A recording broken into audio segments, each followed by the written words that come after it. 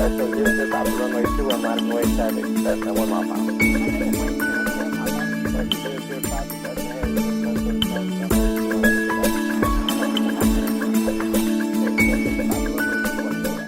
Changes are on the way for training Part 135 flight crews coming up, why they're needed, and what they entail. From the National Business Aviation Association, this is Flight Plan.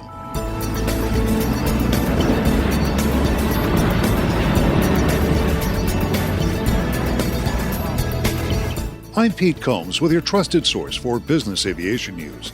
The way Part 135 aircrews train is about to change in one of the most significant revisions in charter operator training we've seen in years.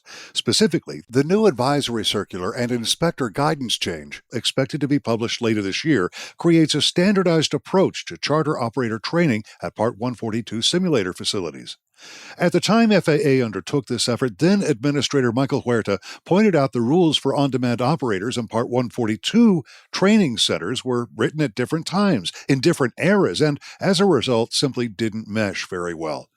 The new guidance calls for the development of what FAA calls consensus-based simulator training programs for Part 135 operators.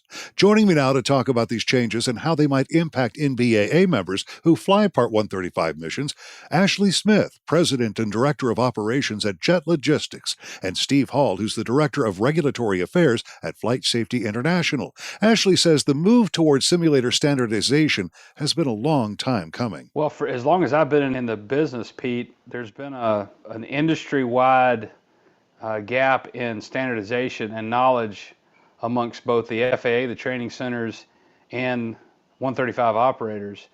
It's like everybody had a different way of doing this. And the one thing that was consistent was the inconsistency of how different FSDOs, different inspectors within the FSDOs, how they approached it. Operators approached it differently. FSDOs were not happy, the training centers were not happy, the operators were not happy. The one thing that the FAA kept trying to push was for operators to take control and take ownership of their training program. That was always the case, and it's still the case, even after this change that's been put into place. Operators still have to take ownership of it. But the concept here was, how can we get everybody on the same page? How can we all be singing from the same sheet of music and try to have some consistency from coast to coast, and everybody be able to see the target and hit the target?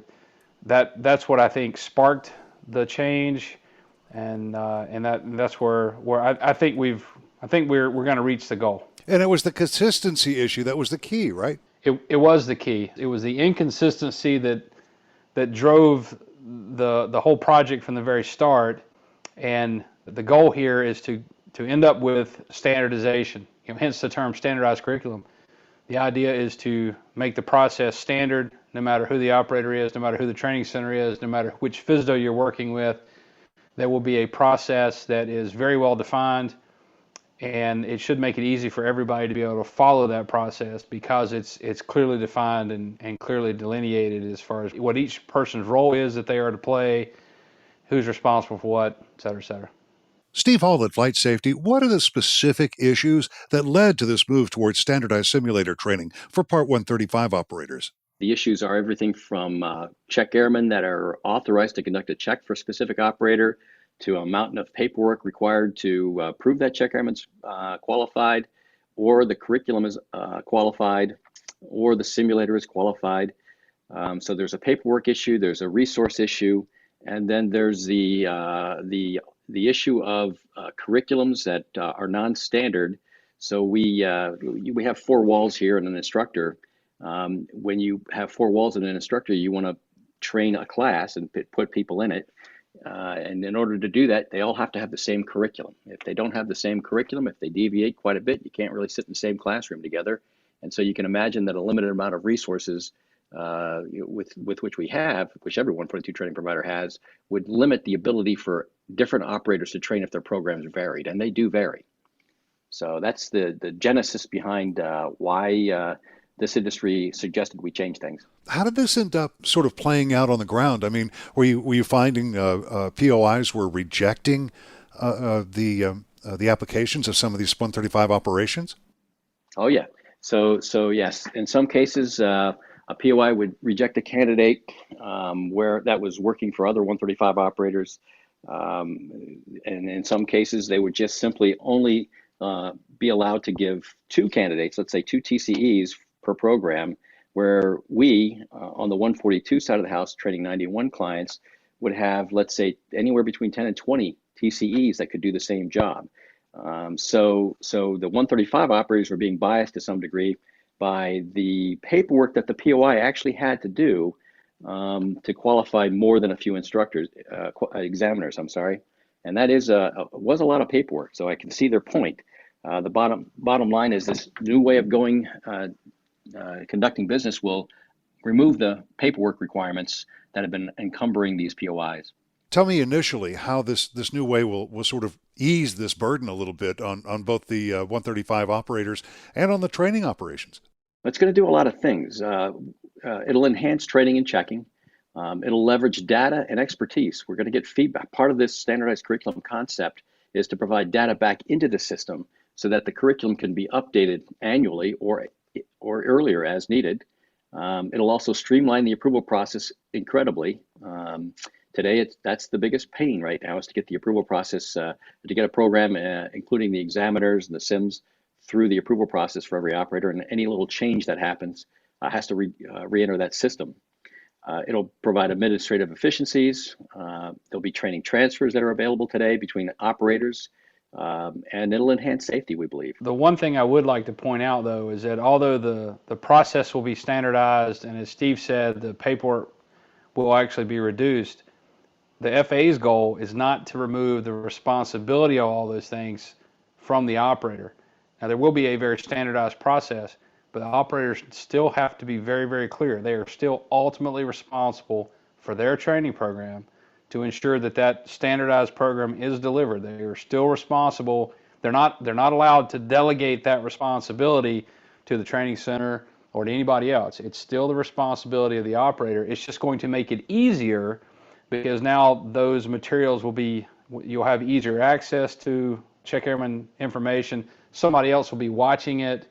And Steve may know a little bit more about the details of how that is actually going to work than I am, but I do know that the intent here on behalf of the FAA is to not remove the operator from the process, but instead to make it easier for the operator to be the central part of the process, more so than it was before. The problem that we had before was that the training centers really kind of drove the bus. I mean, at the end of the day, they really were the decision makers. Now it's going to make the operators, it's going to make it easier for them to be able to see every step of the process, see what's going on, and make it easier for them to supervise and oversee the training program because, again, in theory, everybody's on the same page. So the operator will still have to make sure that everybody is paying attention to that same page. One last point, if there are things that are different about an operator's training program or operation as a whole, you are still responsible to make sure that you train those differences. That when you can't tell a pilot that go down here to XYZ training facility, and when you come back you get to go fly. It's still not quite that simple. They're going to get a standardized training program on the aircraft, but there still may be things about your operation that are different, unique, and you need to make sure that they still get that training internally or however else that you do that. That should be part of your training program. It should be approved by your POI, and you're responsible to get that done. The standardized training curriculum applies to aircraft-specific subjects only. Does not apply to anything that is operator-specific, only the aircraft. So to give you the regulation references, it would be 135, 293, A2 and 3, as well as B. Those are the only subject matters that we're talking about with the standardized curriculum. Steve, tell me a little about implementation of this rule. How will it play out in the real world of sim training? The recommendation that the ARC made and the FAA has accepted, and they're finishing up, has us going through a system that will require a training standardization board be set up. This board will then have mini meetings dependent on an aircraft or based on an aircraft type. Those meetings will include the FAA, an OEM, an operator, and a training provider who will decide what the best footprint would be for a training program for that aircraft type. Once that's done, The TSB will produce what they call the standardized curriculum for that particular aircraft variant. The 142 training provider will then create a curriculum that will work in that regard, get it approved by their TCPM, and add it to their training specification. So now it has an FAA stamp of approval. At that point, a Part 135 operator may decide to use that curriculum. And if they do, they take it, they review it, they do an assessment to make sure that their operation fits this curriculum. For example, this is a standard curriculum that will deal with an aircraft platform. If they do something like gravel runway training or departures or something special, they'll have to add a block to it, but this core curriculum will work for the aircraft type. So they'll take that, they'll do an assessment of it, they'll come up with a gap analysis or differences.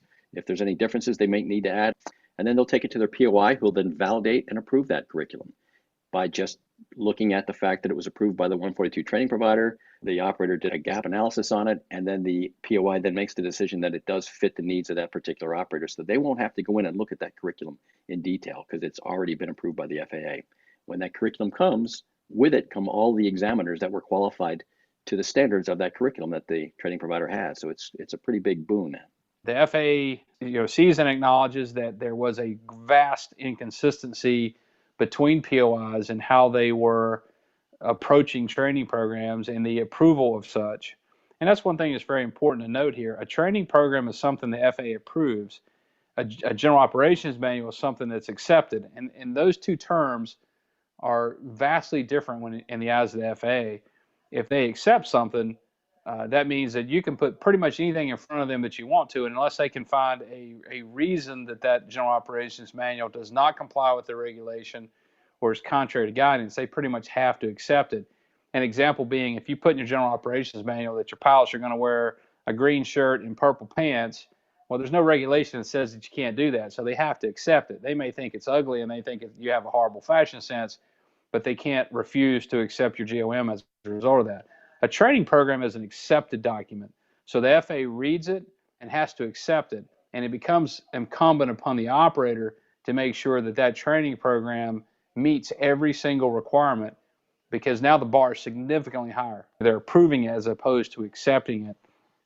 That's where we run into problems in the past with POIs because of the higher bar of approval versus acceptance. You had some POIs that were approving things that had a relatively lax training program, for lack of a better way to put it, and you had other POIs that were setting the bar unbelievably high, making some operators do initial training, even on pilots that they walked in the door current qualified in that particular make and model of aircraft.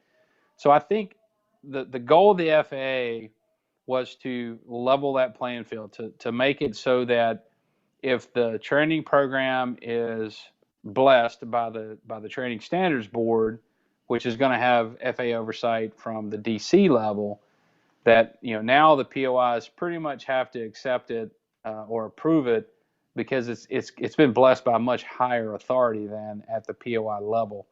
My gut tells me that POIs will accept that because to some degree it's taken some of the responsibility off of the POIs. My only concern about it is whether or not POIs will now start to push that for that reason, because they don't want to have to take responsibility for somebody who wants to do their own training program. And by the way, that's still going to be allowed. Steve, let's talk about the rollout of these new training guidelines. So there's an AC that's been put out for review and comment, and that comment period has ended. The FAA AFS 280 has taken those comments and is reviewing those now, and they've actually finished their review of those comments, and it's going up the chain within the FAA through the OMB and every other office it needs to. Once it's gone through the legal and all the offices required within the FAA, it'll come back out as an AC that's published for the public consumption. Once that happens, the TSBs will have to stand up and we'll start ticking these programs off one at a time. Once a program has had its Training Standardization Board meeting, then the curriculum's standard can be put out, and a training provider will grab that, create a curriculum to it, submit it for approval to the TCPM, and we'll be knocking these off as those go along. When the last one's done, of the existing types today. The TSB will continue on an annual basis to review these curriculums or meet at the aircraft type level via conference call, via meetings, and make sure that every year ADs, things from the field, data that's been fed back into the curriculum are incorporated into the curriculum, and then the 142 training providers will revise these curriculums as we go. So it will take a little while to get all these curriculums in place once this AC is out, but once they are in place, it's really going to be a pretty exciting system to keep all the curriculums up to date. The reason it's coming out as an AC is because that's the document the FAA can get out the fastest. The next step after that, eventually the FAA will put guidance into FSIMs that will mirror what's in the advisory circular, and that should be the end of the approval process.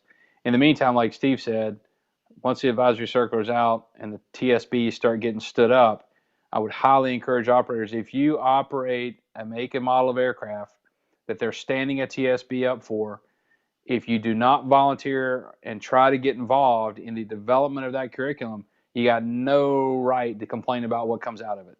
You need to be involved because everybody is approaching this. There'll be representatives from the 142 community, guaranteed. There may be representatives from the FAA that will be involved. There needs to be industry representation because we're all approaching this from a slightly different angle. It will be, my guess is that it'll be on a volunteer basis. People will have to cover their own expenses to participate in any face-to-face meetings. But I think operators are going to want to be involved in that process so that there's some yin to the yang. Stay in touch with your representatives from NATA. Stay in touch with your representatives from NBAA. John McGraw with NATA. Brian Kester is the representative for NBAA. They both will be knowledgeable about what's going on with the TSB, and they can help get people involved. One of the safety benefits to these new training guidelines, they facilitate an ongoing discussion about the effectiveness of simulator training courses, complete with input from the Aviation Safety Information Analysis and Sharing Program. This process has already been the focus of a couple of dry runs, and both Hall and Smith say they went pretty smoothly and sparked a lot of good feedback. And that's the latest from the National Business Aviation Association. Remember, you can subscribe to all Flight Plan podcasts at Apple's iTunes website or download them from NBAA.org. I'm Pete Combs. Thanks for listening to Flight Plan.